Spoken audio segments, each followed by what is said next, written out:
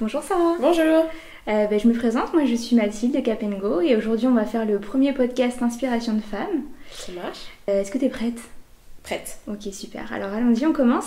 Peux-tu te présenter, me dire un petit peu qui tu es? Ok. Donc moi je suis Sarah Rosello. Je suis la fondatrice de Sarah Air, conseil en image et relooking. J'ai 29 ans, j'habite à Tours et j'ai un enfant. Tu peux me dire un petit peu ce que tu fais en conseil en image, quelle est la différence entre le conseil en image et le relooking? Alors, donc, le conseil en image, l'idée avec le conseil en image, c'est d'accompagner les femmes ou les hommes dans la découverte de leur image, travailler sur leur image pour qu'elle soit en accord avec leur personnalité. Dans le conseil en image, on développe vraiment l'intérieur, la personnalité, et c'est là qu'on va avoir la différence avec le relooking. Le conseil en image, c'est beaucoup plus long, on va beaucoup plus dans le détail et surtout la professionnelle de l'image ou le professionnel de l'image prend en considération les contraintes de vie, la personnalité, les objectifs du client. Alors que dans le relooking, on est plus sur un avant-après où on va avoir une grosse différence entre ce qu'on a vu avant et ce qu'on va voir après, mais on ne prend pas forcément en considération tous les aspects de la vie de notre client. C'est-à-dire, dans du relooking, on peut par exemple décider de faire porter à notre cliente des talons, alors que finalement, notre cliente, c'est une mère de famille qui est hyper dynamique, qui bouge toute la journée et qui ne pourra pas porter des talons tous les jours. Donc, c'est ça un petit peu la différence entre les deux. Le conseil en image, c'est beaucoup plus profond. On n'a pas forcément de grandes différences entre l'avant et l'après, parce que c'est aussi à l'intérieur. On travaille beaucoup sur la confiance en soi, apprendre à s'aimer, et ça se voit pas forcément de l'extérieur, en tout cas sur une photo, la photo A et la photo B. Alors que le relooking, on a vraiment cette grande différence.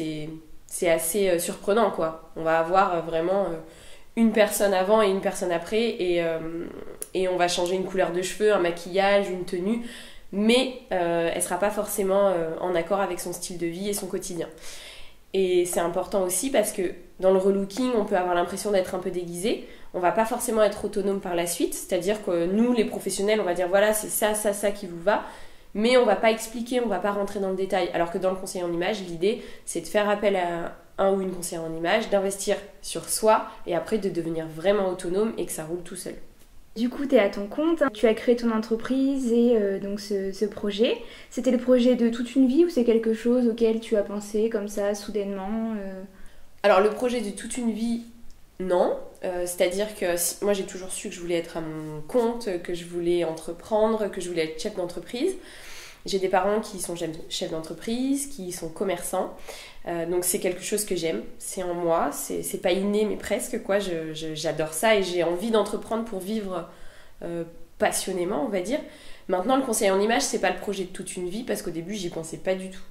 Moi j'étais commerciale pendant plusieurs années, j'ai rencontré mon conjoint, j'ai commencé à danser parce qu'il est danseur, on a commencé à donner des cours et là je me suis rendu compte que ce qui me passionnait avant dans mon métier c'était fini, la passion s'était presque éteinte et j'étais passionnée par la danse. Et je me suis dit, il faut que je trouve un métier qui me passionne autant que la danse, quoi. Je voulais pas être danseuse professionnelle. Donc j'ai cherché, je me suis renseignée et j'ai découvert le conseil en image et je me suis dit, mais c'est ça qu'il me faut.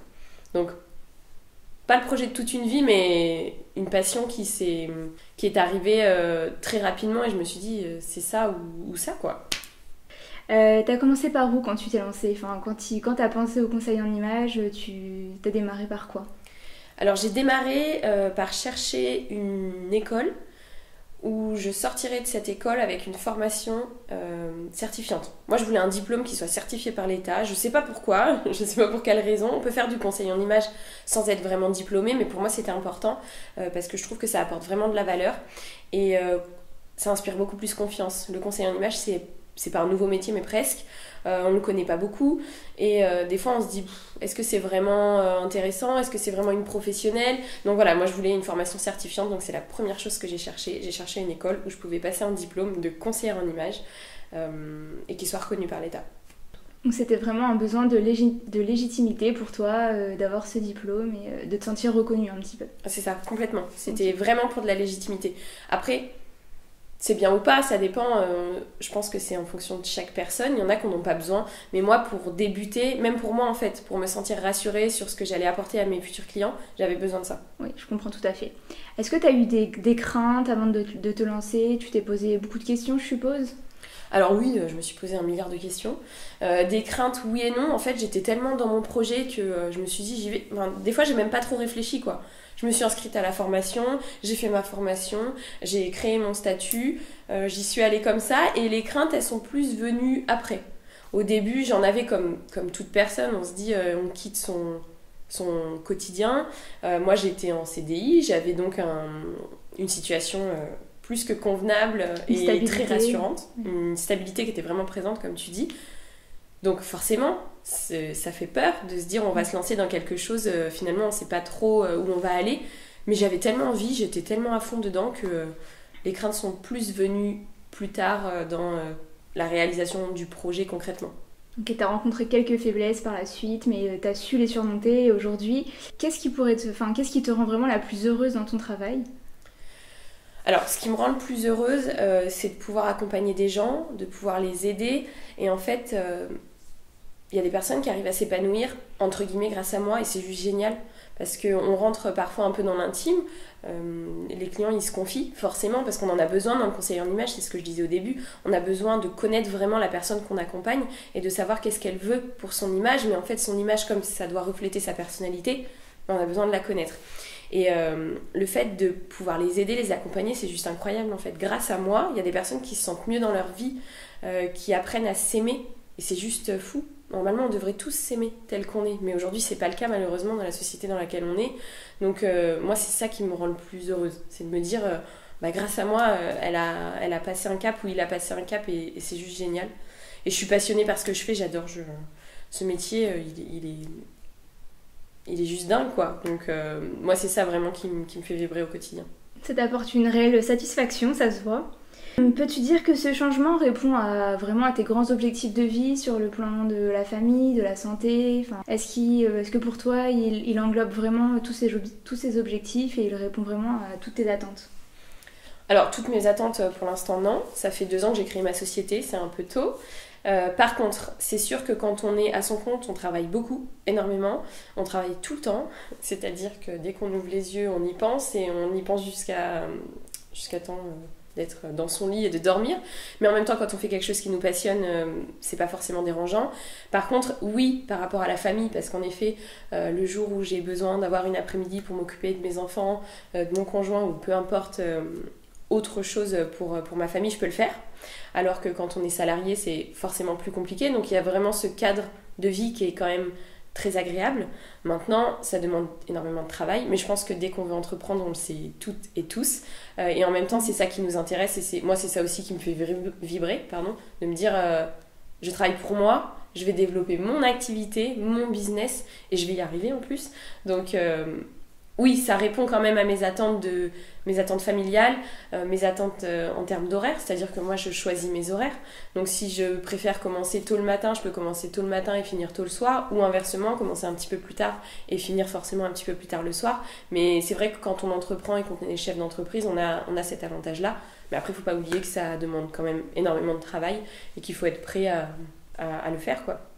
Donc ça t'a apporté vraiment une vraie liberté professionnelle et familiale aussi, parce que du coup tu peux te libérer quand tu as envie, tu t'organises un petit peu comme tu as envie, ton emploi du temps, tu le gères vraiment toi-même. C'est ça, c'est complètement ça. Ok, super. Selon toi, comment est-ce que tu pourrais différencier une bonne idée de business d'une idée juste qui nous emballe comme ça, soudainement ? Comment toi, tu as su que c'était vraiment ton projet professionnel et que c'était pas seulement juste une idée qui d'un seul coup t'a emballé lorsque tu y as pensé ? Alors, je me suis quand même pas lancée tout de suite. J'ai quand même un petit peu pensé la chose. Qu'est-ce qui différencie une bonne idée de business ? Alors moi, je dirais qu'une bonne idée de business, parce que avant tout, quand on entreprend, et je pense que c'est important, c'est de se dire comment je vais gagner de l'argent. On a tous besoin à un moment donné de gagner de l'argent, de manger, ou alors on fait des choses vraiment par passion si on n'en a pas la nécessité, mais pour moi, c'était pas le cas. Donc déjà me dire, est-ce qu'avec ce métier-là, je vais réussir à gagner de l'argent en faisant quelque chose que j'aime ?